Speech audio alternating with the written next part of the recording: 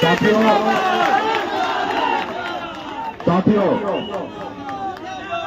आज निषाद आरक्षण संकल्प यात्रा लेके आए हैं आपके बीच में और एक संदेश लेके आए हैं कि इस आजाद भारत में अगर सर उठा के जीना है, मान सम्मान के साथ जीना है, अगर आप चाहते हैं कि आपकी आने वाला पीढ़ी बेहतर जिंदगी जिए, तो इसके लिए दो काम करना पड़ेगा। एक काम, आप एक रोटी कम खाइए लेकिन अपने बच्चे को पढ़ाइए लिखाइए। आप अपनी जरूरत को कम कीजिए लेकिन अपने बच्चे को पढ़ाइए लिखाइए। अगर आप झोपड़े में हैं तो आप झोपड़े में रहिए, लेकिन सबसे पहले अपने बच्चे को पढ़ाइए लिखाइए, काबिल बनाइए। जब तक आपका समाज, आपके बच्चे पढ़ेंगे लिखेंगे नहीं, तब तक ये समाज आगे नहीं बढ़ेगा साथियों। इसलिए सबसे ज्यादा जरूरी है पढ़ाई लिखाई। बच्चा जब पढ़ेगा लिखेगा, समझदार होगा, अच्छा बुरा क्या है उनको पता चलेगा। जब वो पढ़े लिखे होंगे तो उनको पता होगा कि इस आजाद भारत में उसका अधिकार क्या है, और जब अधिकार पता होगा तो उसके लिए संघर्ष करेगा, लड़ाई लड़ेगा।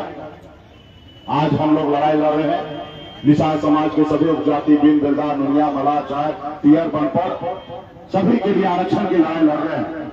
और ये कोई हमारी नई आरक्षण की मांग नहीं है, ये भारत के संविधान में हमारा जायज मांग है। आज बंगाल में निषाद के सभी उपजाति को आरक्षण मिल रहा है, लेकिन दिल्ली में आरक्षण मिल रहा है, लेकिन बिहार में या उत्तर प्रदेश, झारखंड में नहीं मिल रहा है। तो साथियों, इसका दोषी कौन? इसका दोषी वो जो पहले सरकार में था या जो आज सरकार में है, और एक तीसरा दोषी आप और हम हैं कि हम अपने अधिकार के लिए लड़ाई नहीं लड़ पाए, संघर्ष नहीं कर पाए।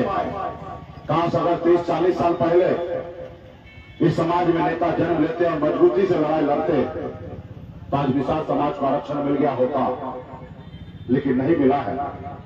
आज मैं यूपी, बिहार, झारखंड देखता हूं, एक भी निषाद का बेटा कलेक्टर नहीं है।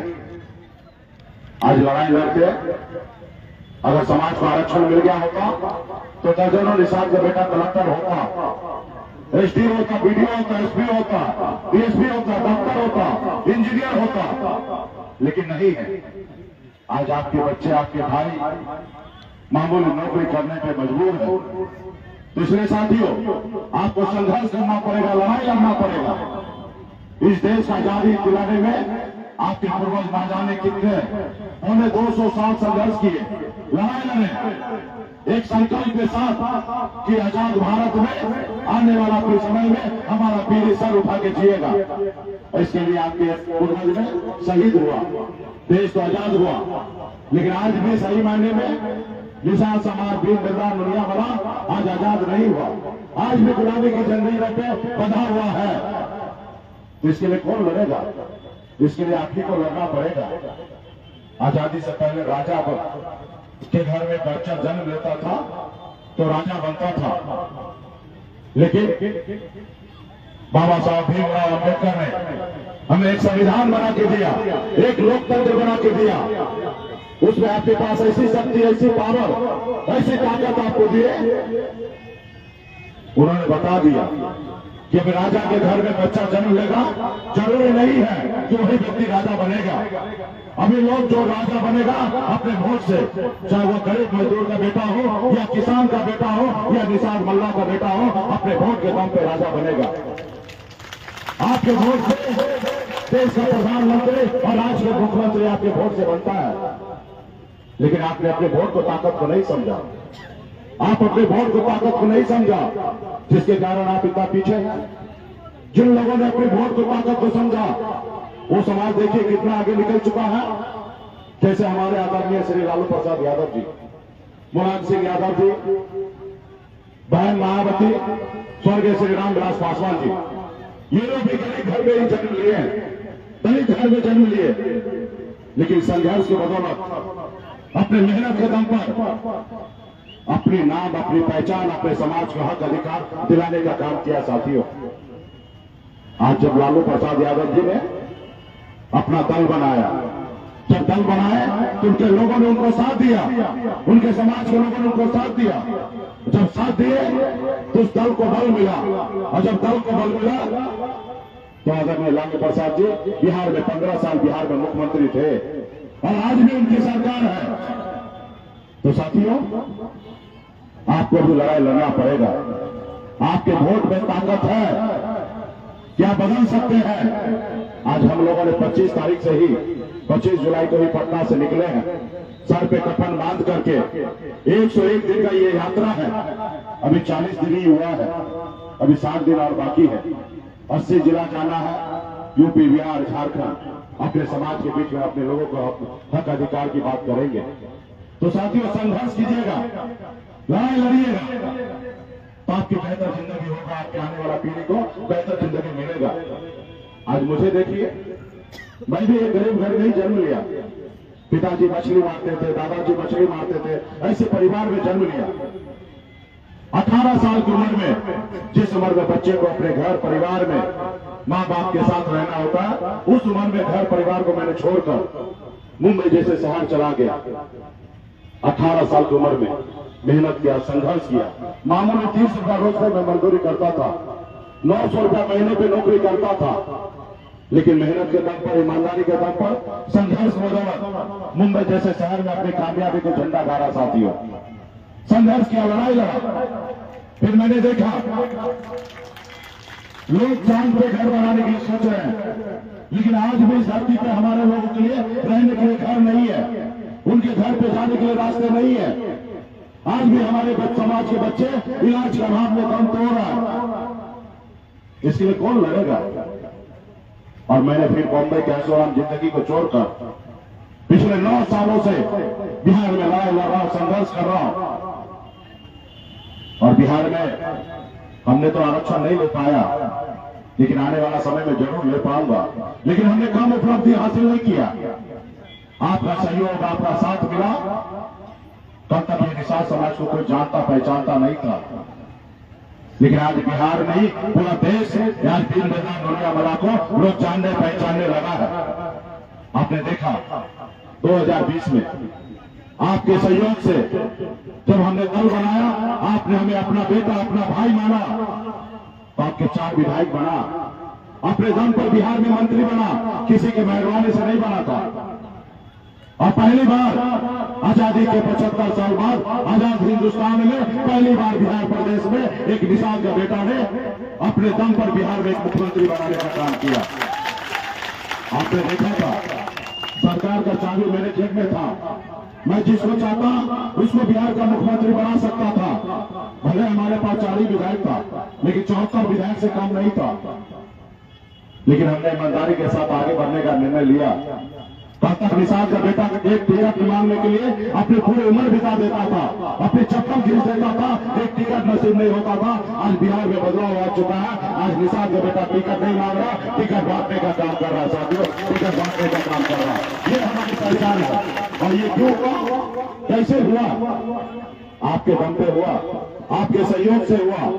जब मैं मैदान में आया, आपने हमारा अपना भाई, अपना बेटा, अपना नेता माना, इसलिए ऐसे हुआ। साथियों, इस आजाद भारत में 15% संख्या हमारे पास है।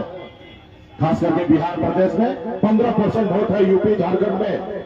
आज आपके पास वही शक्ति पावर है जैसे हनुमान जी के पास था, लेकिन अंदाजा नहीं था उनके पास कितना शक्ति है। जब याद दिलाया गया कि हे प्रभु, आपके पास अपरंपार शक्ति है, आप 7 समुद्र पार जा सकते हैं, जब उनको एहसास हुआ तो 7 समुद्र पार जाके रावण को लंका में जलाने का काम किया। साथियों, आज वही शक्ति पावर आपके पास है। आपसे जो दोस्ती करेगा वो 60 लोकसभा सीट जीतेंगे, और आपसे जो दुश्मनी करेगा वो 60 लोकसभा सीट हारेगा। ऐसी शक्ति आपके पास है। साथियों, सिर्फ जरूरी है संकल्प लेने का, सिर्फ जरूरी है संकल्प लेने का। साथियों, आज आप देखिए, आज आपके परिवार, आपके भाई, आपके पिताजी कैसी जिंदगी जी रहा है। ठंड का समय आएगा 3 महीने के बाद, दिसंबर महीना। उस महीने में लोग अपने घर से नहीं निकलते हैं। उस समय में लोग अपने रजाई से बाहर नहीं निकलते हैं। उस समय में लोग अपने कंबल से बाहर नहीं निकलते हैं। लेकिन उस समय में आपका भाई, आपका बेटा क्या करता है? घर से निकलता है, पानी में उतरता है, तालाब में, झील में, नदी में उतरता है, मछली मारता है, ऐसी ठंड में, जिस ठंड में लोग घर से नहीं निकलते हैं और ऐसे समय निकल के मछली मारता है, तब बाजार में बेचकर अपने घर परिवार को चलाता है। साथियों, क्या आप चाहते हैं कि आपके परिवार, आने वाला पीढ़ी ऐसी जिंदगी जिए? आपका भी हक अधिकार है इस आजाद भारत में सर उठा के जीने का। आज जैसे लोग दूसरे आगे बढ़ रहे हैं, उसे आपका भी अधिकार है आगे बढ़ने का। और आपके लिए लड़ाई कोई अमेरिका से नहीं आएंगे, आपके पढ़े आने वाले पीढ़ी के लिए आप ही को लड़ाई लड़ना पड़ेगा, संघर्ष करना पड़ेगा। साथियों, मैदान में जब उतरेंगे तो दो ही परिणाम होगा, हार या जीत। लेकिन घर में रहेंगे तो एक ही परिणाम होगा, हार। जो 75 सालों से आज लोग जितना आगे निकल गया, आप वही का वही है। आज आप अपना अधिकार नहीं ले पाए। अगर आप अपने अधिकार लड़के ले लेते तो आज आपके घर में भी आपका बेटा, आपका भाई कलेक्टर होता। तो साथियों, इसके लिए लड़ाई लड़ना पड़ेगा। आज आपकी संपत्ति को दूसरे लोग लूटते जा रहा है। आज जैसे बालू का घाट है, नदी पे, पानी पे किसका अधिकार है? निषाद का है। लेकिन आज बालू घाट पे देखिएगा किसका वर्चस्व है, कौन मालिक है? आप भी मालिक बन सकते हैं, सिर्फ जरूरी है पावर में आने का। आज आपने देखा मोदी जी ने 10% सामान्य वर्ग को आरक्षण दिया। आपने कभी आंदोलन देखा करते हुए? कभी लड़ाई करते हुए देखा? नहीं देखा। वो लड़ाई लड़े दिमाग से। वो जब चुनाव होता तब लड़ाई लड़ते हैं दिमाग से। अपनी सरकार बनाए हैं, आज भारतीय जनता पार्टी सरकार बना है, आज उनके लिए सोच रहे हैं। लेकिन जो दिल्ली में जो सरकार है वो आपके लिए नहीं सोच रहा है। आज उसके आंख पे जो है ना, चश्मा पे धूल जमा हुआ है। आज गरीब का बेटा जो 8,000 रुपये महीना नहीं कमा पाता है, साल में 1 लाख रुपए भी नहीं कमा पाता है, लेकिन वो नजर नहीं आते हैं कि वो गरीब है। उसके लिए आरक्षण की बात नहीं करेंगे। लेकिन 8 लाख कमाने वाले सामान्य वर्ग को आरक्षण दिया है। मैं किसी का आरक्षण का विरोधी नहीं हूं, ये बात सही है। इस समाज में, इस देश में, चाहे जाति जो भी हो, चाहे धर्म जो भी हो, अगर वो गरीब है उसको सरकार से लाभ मिलना चाहिए। लेकिन एक तरीका से लाभ मिलना चाहिए। एक तरफ वर्षों से भूखा है, एक तरफ वर्षों से, हजारों सालों से पीड़ित है, लेकिन उनके बारे में आप नहीं सोचेंगे। तो इसलिए साथियों, ये आपका अपना सरकार बनाना पड़ेगा। अभी मोदी जी को प्रधानमंत्री तीसरी बार बनना है और विपक्ष के नेता को भी प्रधानमंत्री बनना है, और न ही आपको न ही हमको बनना है। हमें तो सिर्फ आरक्षण चाहिए। और जब आरक्षण आएगा तो 5 करोड़ यूपी, बिहार, झारखंड के निशान के चेहरे पे मुस्कान आएगा, हर घर में खुशियां आएगा, हर घर में डॉक्टर होगा, इंजीनियर होगा। इसके लिए हम लोग लड़ाई लड़ रहे हैं साथियों। और आज देखिए, आज हमसे सब लोग लड़ते हैं। देश के प्रधानमंत्री हो, राज्य की सरकार हो, हर कोई लोग चाहता है कि मुकेश सहनी को खत्म करो। आपने देखा 2020 में 4 विधायक बना। पहली बार आजाद भारत में एक गरीब पिछड़ा का बेटा अपने दम पर 4 विधायक बनाया, लेकिन उन लोगों को अच्छा नहीं लगा। वो देखा कि मुकेश सहनी के नेतृत्व में इनका समाज जग रहा है, निषाद समाज सोया हुआ शेर है, इसको रोको। अगर नहीं रोक पाओगे तो ये भी लालू प्रसाद यादव जी के जैसे अकेले अपने दम पर बिहार में सरकार बना लेगा। जब ये सरकार बना लेगा तो तुम किसको गुलाम बनाओगे?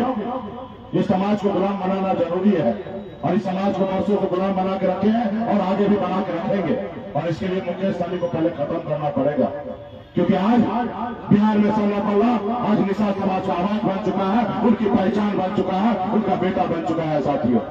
और उसने एक शरीयत के तहत आपका विधायक खरीद लिया, आपको सरकार से बाहर कर दिया। जो सरकार आपने बनाया था उसको अच्छा नहीं लगता था कि गरीब मछुआरा का बेटा आज हमारी बराबरी करने लगा, सरकार में बैठने लगा।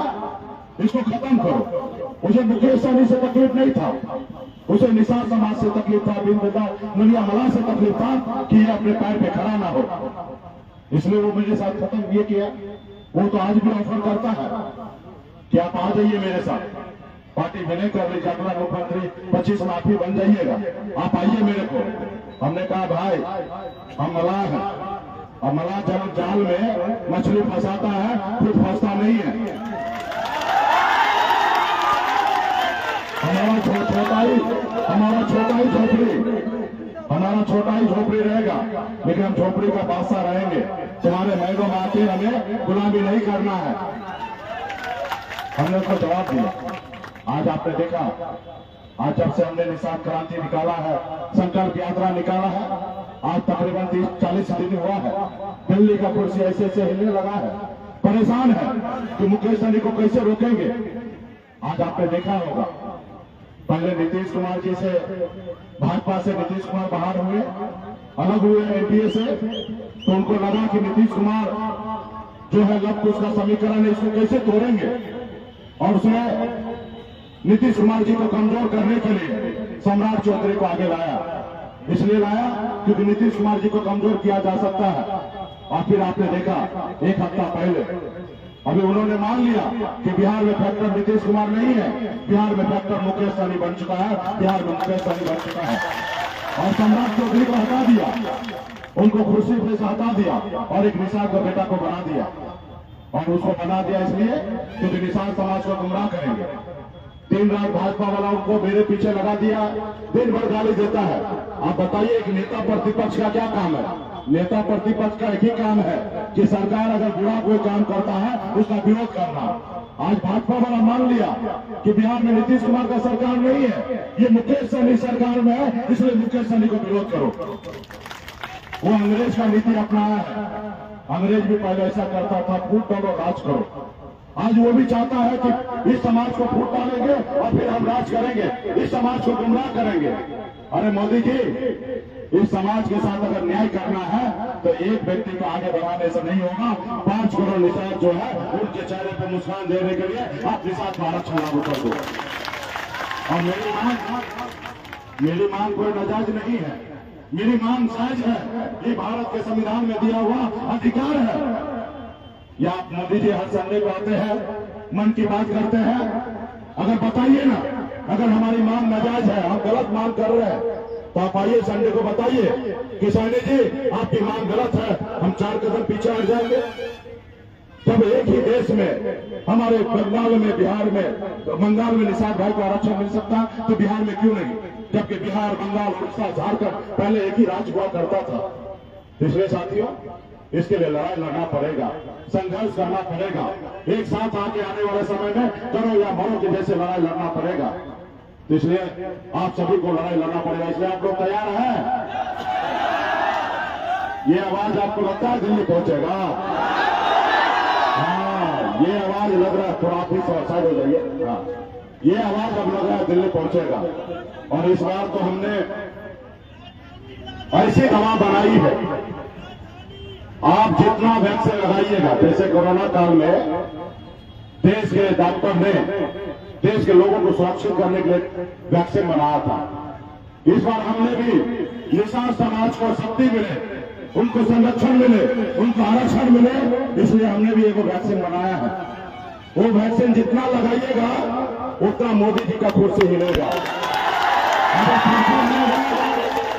जब कुर्सी हिलेगा तो डरेंगे, और जब डरेंगे तो निषाद का बेटा को आरक्षण करेंगे। साथी, उस वैक्सीन का नाम क्या है मालूम है? उस वैक्सीन का नाम है गंगा जल। जैसे जैसे आप संकल्प लीजिएगा वैसे दिल्ली हिलेगा, क्योंकि उन लोगों को एक भ्रम है, क्योंकि उसके पास पैसा है, वो तो बनी हुई सरकार गिरा देता है, बनी हुई सरकार अपने वायस बना लेता है, वो बने हुए विधायक को खरीद लेता है, और वो आपका वोट भी खरीदते आया है। कभी किसी न किसी समय में गरीब समाज का वोट का दाम 200 रुपया लगाता था, आपके बच्चे का भविष्य खरीदता था, क्योंकि उसके पास पैसा है। और आज भी वो मानता है कि निषाद समाज क्या करेगा? चुनाव से पहले लड़ेगा, झगड़ेगा, चिल्लाएगा, रोड पे उतरेगा, पसीना बहाएगा, लेकिन जब चुनाव का समय आएगा तो निषाद समाज अपने बच्चे का भविष्य जो है मात्र 200 रुपए में बेच देगा। उस गलत फहमी का शिकार है। उनको ये नहीं पता है कि निषाद समाज जाग चुका है। ये पहले वाला निषाद का बेटा नहीं है, ये 2023 वाला निषाद का बेटा है, जिसके पास मोबाइल आ चुका है, टच स्क्रीन वाला।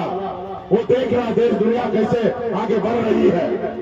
अब निषाद का बेटा अपना वोट नहीं बेचेगा, अपना पसीना ही नहीं खून बहाने के लिए तैयार होगा अपने आने वाला पीढ़ी के लिए। साथी, तुमको बताने के लिए जब आप संकल्प लेंगे तो वो मानने लगा है। आज 40 दिन में ही हिलने लगा है दिल्ली। अब उनके पास कोई विकल्प नहीं है बगैर आरक्षण दिए हुए। सिर्फ जरूरी है कि निषाद समाज जितने भी है दिन नेता दुनिया बना जितने 22 कुड़ी सब एक साथ हो जाए, एक मंच पे रहे, अपने अधिकार की आवाज बुलंद करे और लड़ाई लड़े। जो आपका दोस्त होगा उसको आने वाले समय में जिताएंगे और जो दुश्मन होगा उसको हराने का काम करेंगे साथियों। इसलिए तो क्या आप लोग संकल्प लेने के लिए तैयार हैं? चलिए, इतना बड़ा संख्या में जब हाथ ऊपर उठेगा तो मोदी जी चश्मा खोल खोल के देखेंगे कहां तक भीड़ है, कहां तक लोग हैं। तो इसलिए आपके पास वैक्सीन आ गया होगा जिसको गंगा जल कहते हैं, वो ढक्कन को खोलिए और अपने हाथ में लीजिए और हाथ को ऐसे कीजिए ताकि वीडियो कैमरा में एक एक हाथ कैप्चर हो जाए और मंच पे जितने नेता हैं, मंच पे जितने भी नेता सभी नेता को दीजिए, क्योंकि चुनाव में जो है सबसे पहले नेता ही बिगड़ जाता है। तो इसलिए सबसे पहले जरूरी है अपने अपने जगह पे कर जाए। सब भीड़ आने देखिए, दीजिए ना, थोड़ा पीछे हो जाइए। हाँ, सब लोग लीजिए, थोड़ा पीछे हो जाइए। सब हाथ में लीजिए, सब लोग हाथ पे ढक्कन खोलो, सब आदमी एक दूसरे के हाथ में दीजिए। अगर यहाँ निशान जो बेटा है, निशान जो हक अधिकार के लिए लड़ना चाहते हैं तो हाथ में नीचे वो पैसे कीजिए, सब लोग हाथ ऊपर कीजिए ताकि वीडियो बढ़िया अच्छा बन जाए। और जैसे जैसे हम संकल्प लेते हैं आप लोग भी लेने का काम कीजिए। मैं बाबा केवल महाराज, भगवान वेद व्यास, प्रभु श्री राम, भगवान गोरा प्रसाद, बाबा अमर सिंह, बाबा जय सिंह महाराज, बाबा तारिक महाराज, बाबा कोयला, माता कमला, अमर साई चुपासानी, दीवाना फूलन देवी और अपने पूर्वज को साक्षी मानकर हाथ में गंगा जल लेकर संकल्प करता हूँ कि अपने समाज और अपने आने वाले पीढ़ी के लिए हर परिस्थिति में संघर्ष करूंगा और अपनी विकासशील इंसान पार्टी के साथ रहूंगा। पार्टी जो निर्णय लेगी हम उस निर्णय के साथ रहेंगे। हम संकल्प लेते हैं एक रोटी कम खाएंगे लेकिन अपने बच्चे को पढ़ाएंगे लिखाएंगे। हम संकल्प लेते हैं एक एक निषाद के घर पे जाएंगे, निषाद आरक्षण संकल्प यात्रा से जुड़ेंगे, सभी को संकल्प करवाएंगे। जय निषाद राज, जय बीजेपी, जय बिहार। ये देखिए